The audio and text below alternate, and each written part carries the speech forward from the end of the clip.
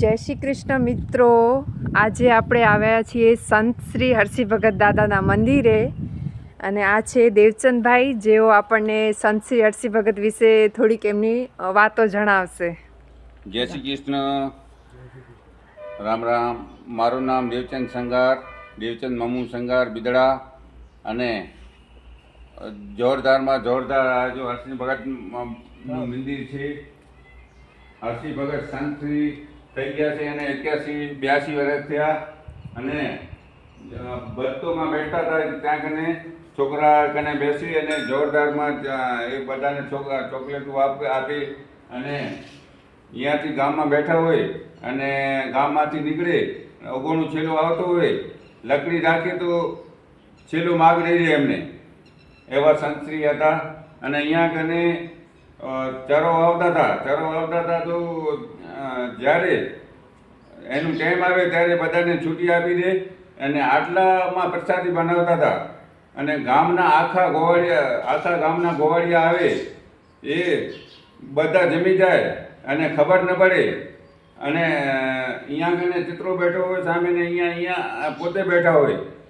એમના ભગત હતા આપણા કસનનાના, ત્યાં કને મંદિર છે. બીજા હતા અમર ભગત હતા, રાજભાઈમાં હતા, અમારા રાજભાઈમાં સંગાર હતા. ઘણા એવા એમના સંત હતા અને એમનું અપરમ પ્રચાર હતા. ને ફરાદીમાં જે ઓલા કીધું, જ્યારે ભજન કરવા ગયા હતા કીધું એ તમારો પરચો બતાવો, તો કીધું ટાઈમ આવશે ત્યારે બતાવશું.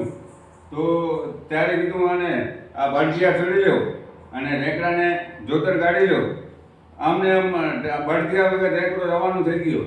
એ એમના અપરમ પ્રચાર હતા, જોરદારમાં જોરદાર. એ જૈન હતા, હરસિંહ ભગત જૈન હતા, ખાખરિયા ફળિયાના. અને અહીંયા આગળ એક આમું હતો, એ લોકો ઝઘડો કર્યો ચીમજી બાપાને ગાબુના, કે એવું કે મારો છે ને એવું કે મારો છે. એ રેવ થઈ ગયા હતા, એના પાસે ઝઘડો કર્યો ને તો એમને એમ આમું સૂકી ગયું. એવા પ્રચાર હતા હરસિંહ ભગતના. હરસિંહ ભગતની જય જય સિયારામ. જય સિયારામ. Sangar, phone number 9923511473, 9923511452. જય હિન્દ, જય ભારત.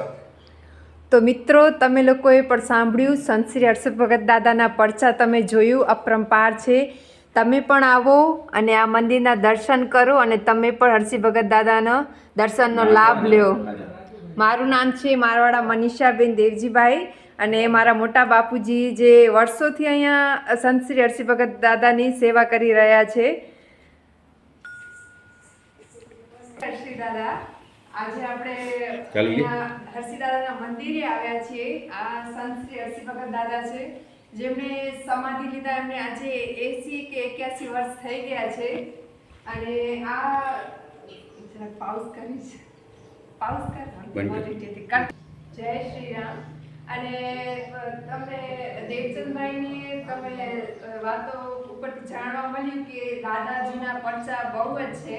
અને અમારા મોટા બાપુજી જે પણ તેઓ વર્ષોથી હરસિંહ દાદાની સેવા કરી રહ્યા છે. ચાહે વરસાદ હોય, ચાહે ઠંડી હોય કે તડકો હોય, એ દરરોજ સાંજ સવારે અહીંયા આવી અને સેવા કરે છે. અને મહિનાની દર પૂનમના દિવસે અહીંયા પ્રસાદનો ભંડારો પણ થાય છે, જે દરેક ઘણા ભક્તો આવીને અહીંયા પ્રસાદનો લાભ લે છે. અને તમે પણ એકવાર જરૂર આવો અને દાદાના પ્રસાદનો લાભ લો અને દર્શનનો લાભ લો. જય શ્રી કૃષ્ણ. ધન્યવાદ બેન.